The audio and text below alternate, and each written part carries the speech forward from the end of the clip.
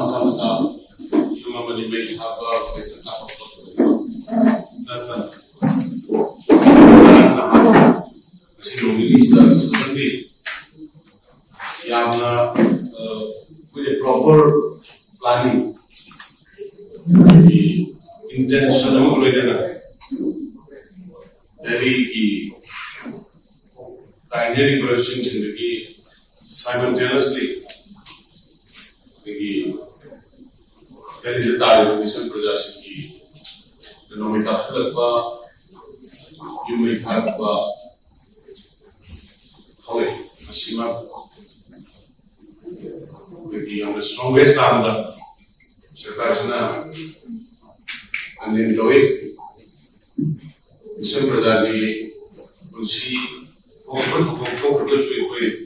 kung naman laitama na niya bahay na ko hiram kaya da group is vision kaya siya na religious ki eminent personalities hindi media group hindi siya na is handle na ba ano ano Makhutta the Honorable Union Home Minister of State, Shri Tenderaiso, Naram Gila Agalekuli, Nahandri, Malay, Malay, Minister on the way at the Henry Matat, or Honorable Union Home Minister, Mr. Lakani Hemski, the Moidi, Iram, Moidi, capacity. Certi sugi mau untuk buat di mana, tapi ada lekoi, sekarang ini saya lagi, anda berita apa tu Manipuri apun territorial integrity mayor kesini apa Manipuri legend permission praja sini like Mani property the sooner to lower in yang kena teknologi segi force narang apun unsur di pan mana lebar area sudah koi saya fokus tinggal bagi betul dah apa mana lebar area sih identify terkan koi tinggal kita ber cari Manipur की police मोई राम ती मखा instruction की मखा है कोई direct कोई form government Manipur लोने adviser to same direct deal तो कर मोई सनिंग में मतलब अपन मतलब जो सेना बता करीब में मतलब की रिस्ट्रिक्शन हमने राइट लोने ना मतलब की दरकार है ऑपरेशन दा इधर अभी BSF, RPF, I believe you may see even some area further some operation to lead. So how the area that folks coming to lead. Lungaran and the Toriba and Satiba, Toriba, Kudo. Mission Prajabi Kundubu M16 Sina AK-47 Sina Nanumi Council Laga Mai Karga Mission Hakani Heavy mentality to walk the walk of Mother retaliate of the way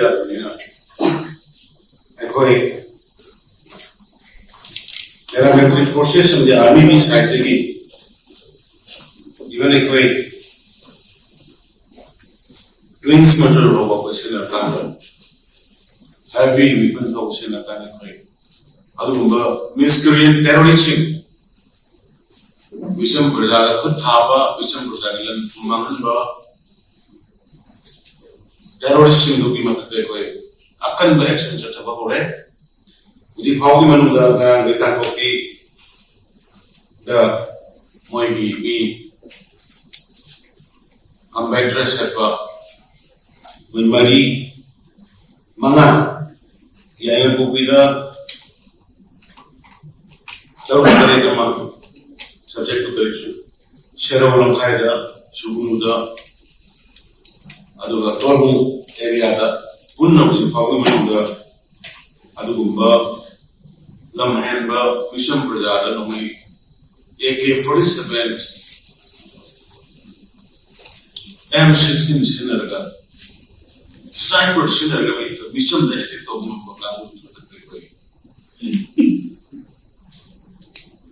counter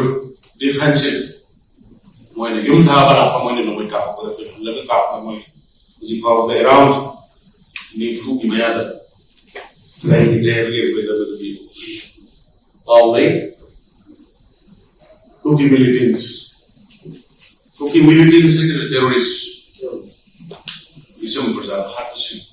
Mission Prajada, no make up. Mission Prajada, and to young creamy management.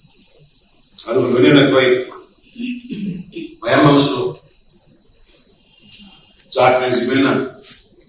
hard enough. Tori, Marxton might have Mission Sing.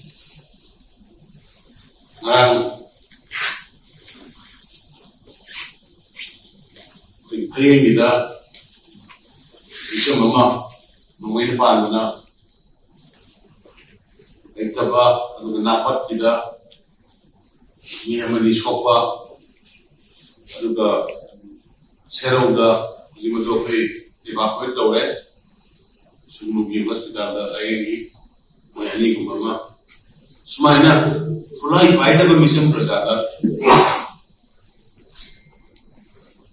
good house, masih awam berhati lagi untuk masih bikin kami,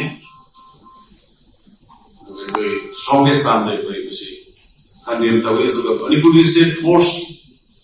macam mana itu macam train double ya begitu. Emang Bugis anda ada jadi ini, atau kemana Bugis anda ini apa bilang tu begini masih. Manipur tugai na ba apun bagi English channel le mina se ba koi jati pun sama lagi English channel le jemi le mina se ba koi tugai na ba konar pa kamu se. Masih pergi stage ini yang begini namanya.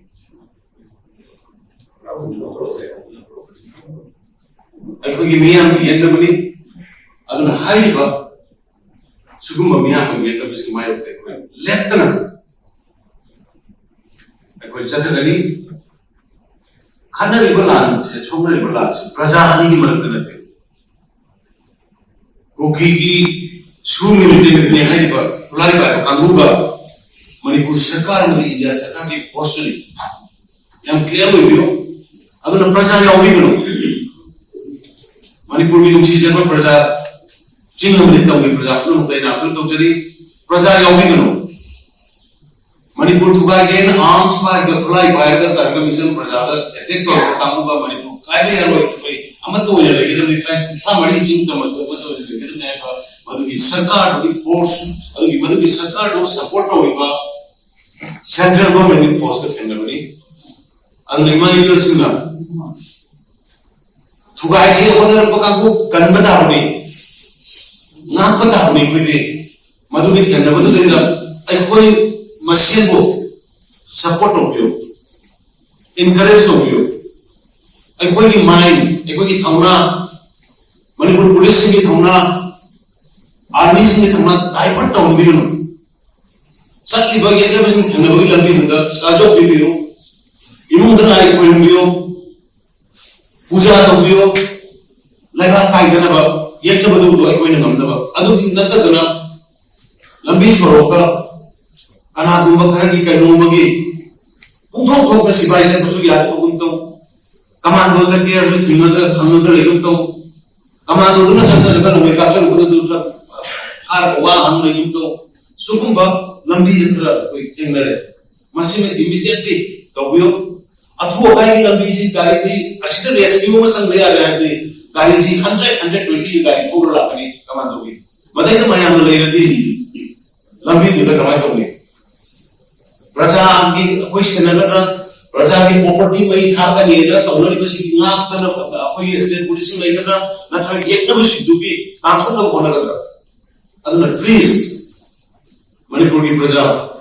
कोई आम कोई वामिन लगावनी तो मैं अपन तो खबरनी 1993 दा Naga cookie की इराम cookie party की इराम cookie Tamil की इराम अदगी कनोगी कुकी नागा कुकी की इराम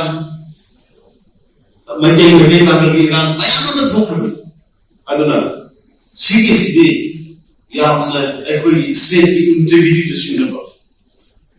स्टेट को चैलेंज हो कोटमा याम क्लियर हो रहे खुलाई भाई बसिना दसु अदुना मसिगी पोसे मणिपुर मियाम लाइना कोई बुझाजो भी सरकार अमा मयान चंद्र पोट की रे रो हाजबियो एकोइना मणिपुर मचेत मतहलोय मणिपुर की अपुन मसक नातरी एकोइ जाति कुछना मणि इन नेशनल लेवल ने होनगनी हाई दिबा टेररिस्ट से मरु कांग्रेस से मुतन होनगनी से मसे मयान दे हाजब जे कंबी अदु निरानी गई कोई सपोर्ट नो बियो अदु मुझे कोई ऑपरेशन है कोई मुझे हेलीकॉप्टर याना भाला level area helicopter Indian army की हेलीकॉप्टर इंडियन आर्मी की चीफ मनोज लाखरे पांडे आई उनदर वाली साइ नारायण हांदगी इमेल होम मिनिस्टर रिटायर्ड रे लेडी अदगी स्टेट की प्रभारी पार्टी की समित पटर जिले 24/7 कोई मॉनिटर होगा करा दवा का पाले बगी है तो तोरका नहीं करना ये में तो होने से भी हाई देना फिर करना होने से भी देना अदगी आहान बदसु कोई थोकी मत जोक तो याम नवाई दबा लेगी दबा तारीख को मरी तो देदा मियोई मरी मंगा के प्रेस तो है रे कुकी जिना की सिविलियन का मशीन के सोकी बुदो मदो कोई नुमा कोई बजे की सुनेते अदो कोई कुकी जिना की मशीन के ले मदो की तो कोई हम लोग नुमा तबा मदो की तबा प्रश्न जब सब सब कंपनसेशन सब सब मदो की मान के नाथ को नम कोई में हनना होना जगनी हाइदना मणिपुर मियाम दा खुरुमजरी अदुगा मणिपुर मियाम ना पुनी फाखना थेंगन बना से मणिपुर की अपुन की सकम द सिंगर द कोट की प्राइ बाय सिंग तो को तमन फॉर्म ने तो पोलिना मसी की जोंग से सरकार को सिंगर भी सरकार में रहेगी मधु की थाजबदो एकोइ द थम्बियो है वो अपन के थमका द इमाइबे सिविल सोसाइटी ऑर्गेनाइजेशन द सिगी लांसी सिगी थेनरी को पोसे पे अमतो नि बोलोई नाइ थेनरी अमन अबदसत तौरग दे कोई माइ बापो मोय अदो न यामना कोई वांट यूनिटी लेके कोई अमतो होइना थेनमी मिने सी हाइ नाइ मनि पुदे लेबा ट्राइब कुंसा मरी की इचिलिनो याम पुनमक ए आपन तौजरी ए केने कलेक्शन की बिहार सरकार की बिहार का मणिपुर बिहार की बिहार